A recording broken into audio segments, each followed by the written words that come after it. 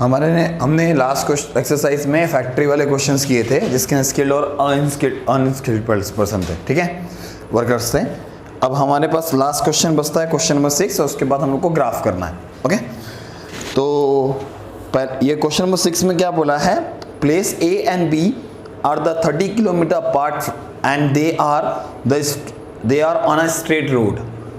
मतलब उन्होंने क्या बोला कि उनके पास स्ट्रेट रोड है जिनमें से ये ए और ये बी है।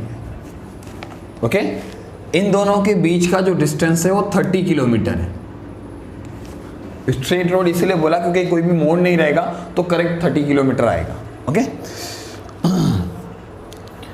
Hamid travel from A to B, यहां पे हमीद है।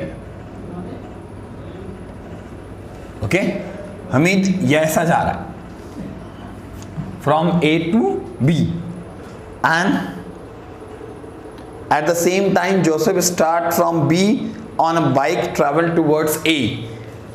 यहां पर कौन है, जोसेफ।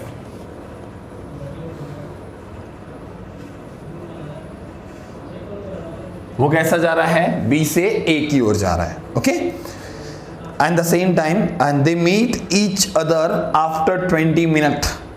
वो कितने मिनट बाद मिल रहे हैं, 20 मिनट बाद मिल रहे हैं एक दूसरे को। मतलब कहीं ना कहीं मिलेंगे, यहां पर मिल सकते हैं, यहां पर कहीं पे भी मिलेंगे, लेकिन जिसकी स्पीड ज्यादा होगी, जिसने स्पीड अधिक किया होगा, मोर स्पीड, हमीद की अगर स्पीड मोर होगी और या जोसेफ की स्पीड मोर होगी, दोनों में से किसकी स्पीड अगर ज्यादा है तो ज्यादा डिस्टेंस ट्रैवल करेगा। ठीक है, और जरूरी नहीं कि दोनों सेंटर में आके मिलेंगे, तो अगर सेंटर में मिले होते तो सीधा सीधा 15 किलोमीटर बढ़ जाता, लेकिन उसने क्या बोला, दे मीट ईच अदर, ठीक है, आफ्टर 20 मिनट। अब दूसरी कंडीशन देखो, हाँ इसी पे दूसरी कंडीशन है, if Joseph would start B at the same time but in the opposite direction instead towards A, Hamid would have caught him after 33 hours. Find the speed of Hamid and Joseph. अब condition देखो second, second condition में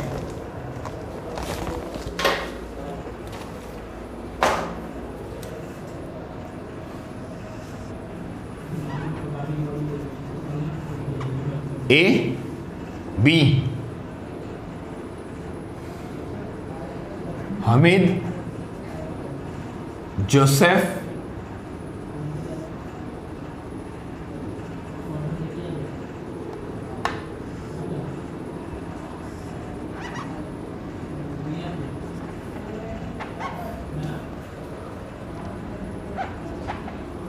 ये इस जगह पे मिलना है उसको, सी पे।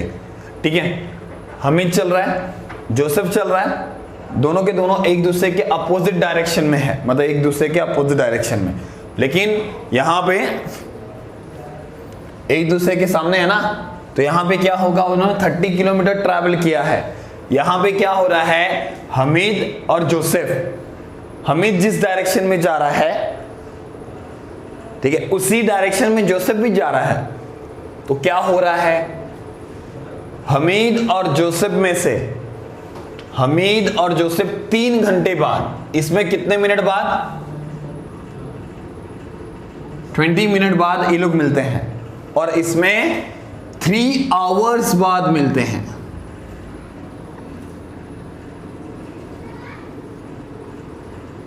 अब इस डायरेक्शन में अगर मैं बोलूं कि हमीद ने ज्यादा डिस्टेंस कवर किया कि जोसेफ ने ज्यादा डिस्टेंस कवर किया, तो हमीद ने ज्यादा डिस्टेंस किया है किससे, जोसेफ से। और कितना ज्यादा किया है मालूम है, 30 किलोमीटर, क्योंकि जब तक हमीद यहां से यहां तक पहुंचेगा जोसेफ उससे आगे होगा, लेकिन हमीद की स्पीड ज्यादा है।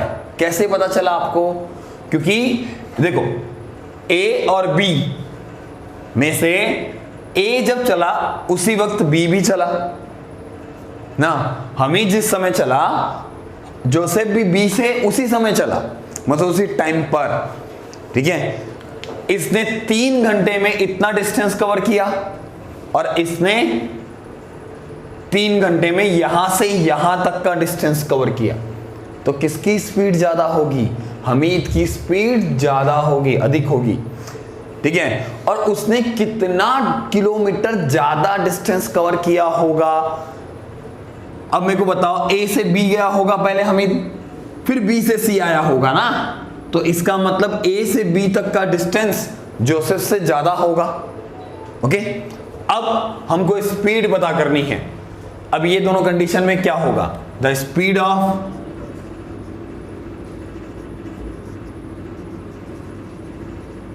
Hamid x kilometre per hour, speed of Joseph y kilometre per hour. Okay, अब first condition,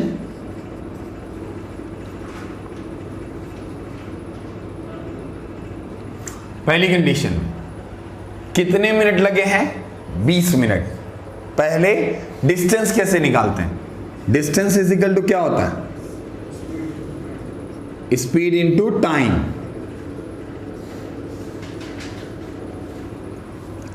speed x, time 20, तो यहां पर देखो x इंटू 20 अपॉन 60 लिखो। काय को लिखने का? उसका रीजन क्या है? मिनट है और ये क्या है? आवर। तो जब तक मिनट को आवर में चेंज नहीं करेंगे तब तक आंसर आएगा नहीं। तो इसको 20 अपॉन 60 लिखा, यहां पर y into 20 upon 60 is equal to 30। 30 का रीजन, 30 किलोमीटर डिस्टेंस कवर हो रहा है। यहां से हमीद इतना डिस्टेंस कवर किया, यहां से जोसेफ ने इतना डिस्टेंस कवर किया, तो दोनों के डिस्टेंस को ऐड करके उन्होंने कितना डिस्टेंस कवर किया? 30 किलोमीटर डिस्टेंस कवर किया। ओके, ये कैंसिल करो,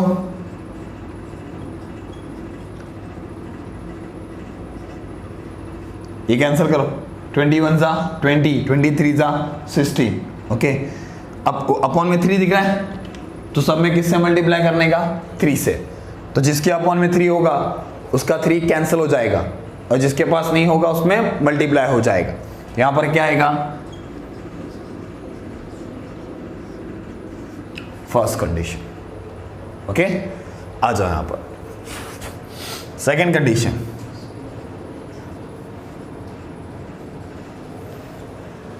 हमीद ज्यादा डिस्टेंस कवर कर रहा है, कितने घंटे लग रहे हैं? 3। डिस्टेंस इज इक्वल टू क्या होता है? ये पहले से ही आवर्स में है ना, पहले से किसमें? आवर्स में। डिस्टेंस, स्पीड कितना है इसका? x ना, तो 3x 3y माइनस करेंगे। क्यों माइनस करेंगे बताता हूं। a से c तक का डिस्टेंस और b से c तक का डिस्टेंस किसका ज्यादा है? हमीद का। तो हमीद के डिस्टेंस में से जोसेफ के डिस्टेंस को माइनस करेंगे तो हम लोग को 30 किलोमीटर मिलेगा। क्यों? क्योंकि 30 किलोमीटर हमीद ज्यादा डिस्टेंस कवर कर रहा है ना। ओके, अब यहां पर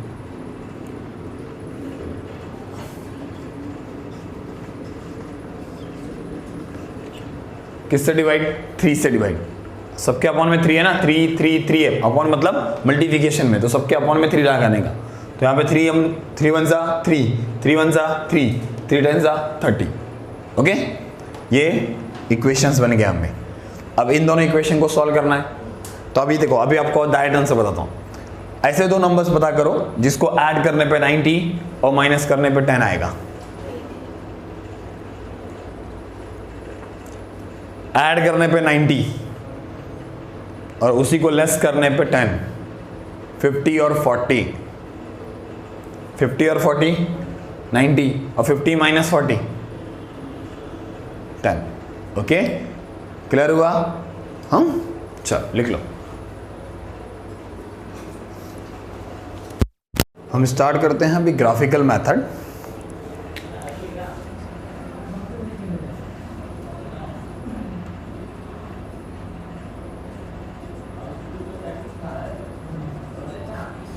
इस ग्राफिकल मेथड में आपको ग्राफ प्रेजेंट करना है, जो आपको ग्राफ पेपर पे करना पड़ेगा। लेकिन अभी आपके पास ग्राफ अवेलेबल नहीं होगा तो कोई ज़रूरत नहीं, अब जस्ट सीख लो कि कैसे ग्राफिकल मेथड से हम लोग को क्वेश्चन को सॉल्व करना है।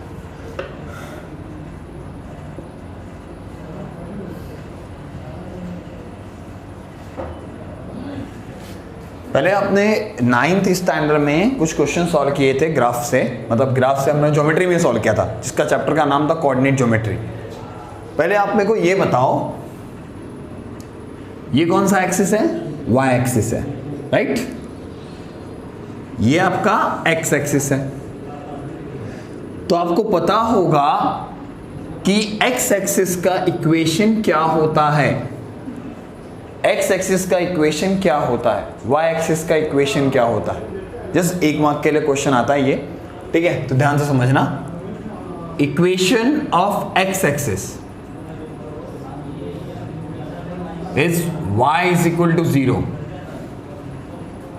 Equation of x axis is y is equal to 0 and equation of y axis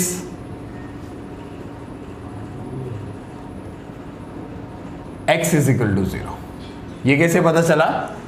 कोई भी लाइन x एक्सिस किसको कैंसिल कर रहा है, किसके साथ इंटरसेक्ट हो रहा है? y के साथ, तो y is equal to 0, ठीक है? कहां पर? 0 पे हो रहा है, ये आपका 0 होता है, राइट? ओके, जिसको बोलते हैं हम लोग origin. Equation of y axis, y axis किसको काट रहा है? x को, तो x इज इक्वल टू 0। अभी मैंने कभी बोला आपको x is equal to 5 draw करना है, तो आप कैसे ड्रॉ करोगे? x इज इक्वल टू 5 कैसे ड्रॉ होगा? तो आपके पास यहां पे 1 2 3 4 5 है, x पे 5 बोला ना, तो ऐसे लाइन क्या ड्रॉ कर देने का। ये है आपका x इज इक्वल टू 5। अगर y इज इक्वल टू 7 बोला, सॉरी 2 बोल दिया, y इज इक्वल टू 2, तो यहां पे 1 2 3 4 5, y इज इक्वल टू 2। अब देखो, इस लाइन ने किसको कैंसिल किया? x को। जब उसने x को कैंसिल किया तो वो किसके पैरेलल हो गया? y के। और इस लाइन ने किसको कैंसिल किया? y को, तो किसके पैरेलल हो गया? x के। ये चीज याद रखना है। अगर वो लाइन x को काट रही है, x को इंटरसेक्ट कर रही है, तो वो किसके पैरेलल होगी? y के पैरेलल होगी। और जो लाइन अगर y को काट रही है तो वो किसके पैरेलल होगा? x के। और x को काट रहा है तो किसके पैरेलल होगा? y के। ये क्लियर? हाँ, इतना क्लियर हो गया आपको। इक्वेशन ऑफ x एक्सिस और इक्वेशन ऑफ y एक्सिस पता चल गया, ठीक है?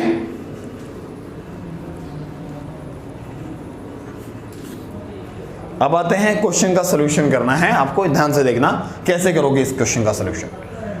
आपका पहला इक्वेशन, पहले इसको जनरली सॉल्व कर लो, रफली ऐसे ना, कहीं पे रफ में सॉल्व करो, ठीक है? x plus y is equal to x minus y is equal to 4, ये कैंसिल हो गया, 2x आया, 10 हुआ, x इज इक्वल टू 5 आएगा, राइट?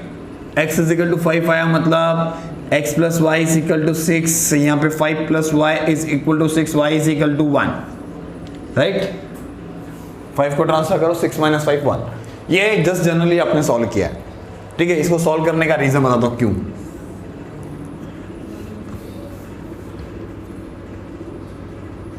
ये आपका पहला इक्वेशन का बॉक्स बनेगा,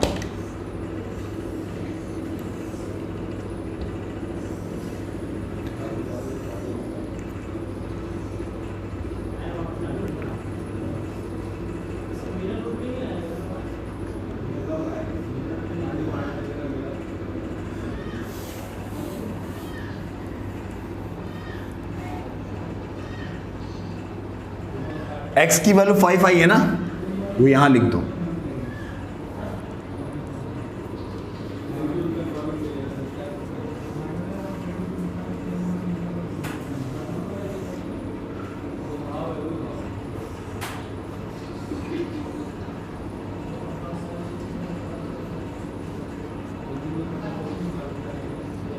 इधर भी 5 लिख दो, दोनों में 5 लिख देंगे। हाँ, x की वैल्यू जो आएगी वो। अब इसको भूल जाओ, इससे मतलब नहीं। क्यों मालूम है? जो x और y की वैल्यू आती है वो x और y की वैल्यू आपकी कॉमन सॉल्यूशन में आती है। मतलब इस इक्वेशन को भी वो सेटिस्फाई करेगा और इस इक्वेशन को भी सेटिस्फाई करेगा, इसलिए मैं दोनों इक्वेशन में 5 लिख रहा हूं। ठीक है, अब यहां पे 0 लिख दो, यहां पे 0 लिख दो, यहां पर 0, यहां पर 0, 0 0 5। ठीक है, सब में नहीं लिखना है आपको। जिस इक्वेशन में यहां पर कोई नंबर नहीं होगा 1 के सिवा, अगर 1 है 1 है 1 है 1 है तो 0 0 और एक जो सोल्यूशन किया होगा उसमें से कोई एक x की वैल्यू। ठीक है, इससे क्या होगा, आपका जो ग्राफ है बहुत इजीली प्रेजेंट हो जाएगा। ठीक है, ध्यान से देखना, अभी x की वैल्यू 0 है ना, इसमें 0 पुटअप करो,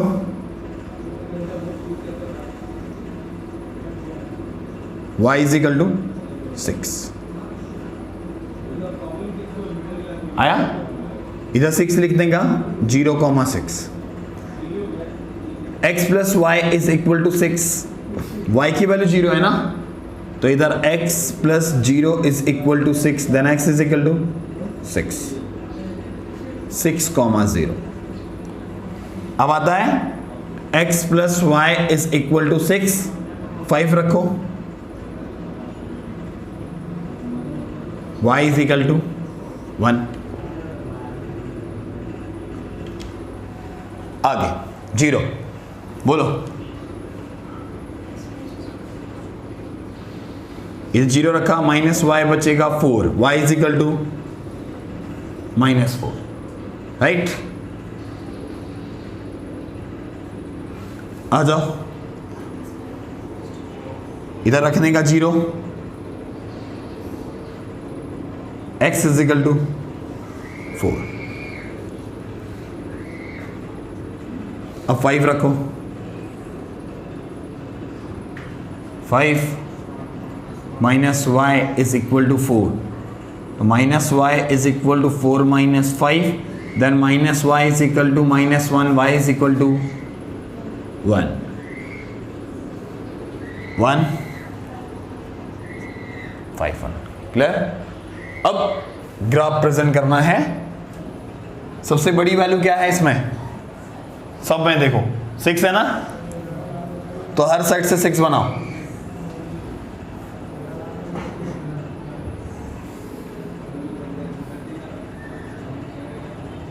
वन 2 3 4 5 6, 1 2 3 4 5 6, -1 -2 -3 -4 -5, 1 -1 -2 -3 -4 -5, क्योंकि प्लस में -4 तक है, माइनस में -4 तक सबसे बड़ा है और प्लस में 6 तक, तो 6 तक प्लस में लिया। ओके, अब पहले ग्राफ को प्रेजेंट, पहले लाइन को प्रेजेंट करते हैं हम लोग। 0,6, 0,6 मतलब 0 कौन है, x है, और 6 कौन है, y है। ये आपका y, ये है आपका 0,6, 6,0, ये है आपका 6,0। मतलब अगर x 0 है तो y पर आएगा, y 0 है तो x पे आएगा। ओके, अब 5 1, ये 5 है और ये 1 है,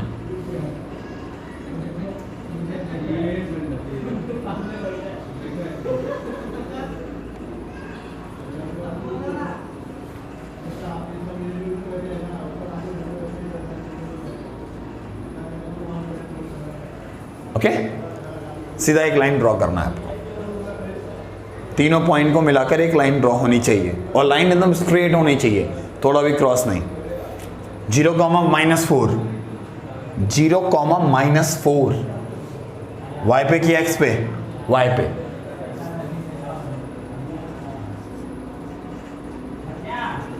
दूसरा 4,0,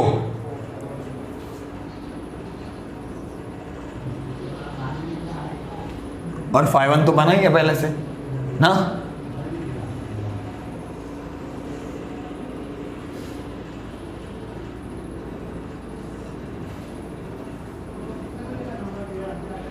ये कौन सा लाइन है, x minus y is equal to 4। अब इसमें बताओ दोनों का जो इंटरसेक्शन पॉइंट है वो क्या होगा। दोनों का जो same intersection common intersection point है ये है ना, जो क्या है 5,1। तो सॉल्यूशन क्या मिलेगा आपको 5,1। काम खत्म। और इसमें एक फायदा क्या हो गया, आपको ग्राफ को देखना नहीं पड़ेगा। आपके पास 5,1 मिला ना, 5,1 तो इसमें भी था, वो डायरेक्टली मिल गया। वो कैसे मिला आपको, मैंने आपको बोला ना कि पहले उसको रफली सॉल्व कर लेने का, वो सॉल्यूशन आपको दिखाना नहीं है। एक बार सॉल्व करके देख लिए उसके अंदर कॉमन क्या है, वो एग्जामिनर को नहीं पता चलेगा कि कैसे निकाला, ठीक है। क्योंकि वो 5,1 अभी इसमें x की वैल्यू मैंने 5 ली, इधर भी 5 ले लिया ना, सॉल्यूशन दोनों का सेम मिला कि नहीं। जो दोनों में सेम मिलेगा वही आपका इंटरसेक्शन पॉइंट मिलेगा। समझा, क्लियर। एक बार देखना, बाकी सब 1.2 के क्वेश्चंस को सॉल्व करना, आपको सब कुछ पता चल जाएगा, ठीक है।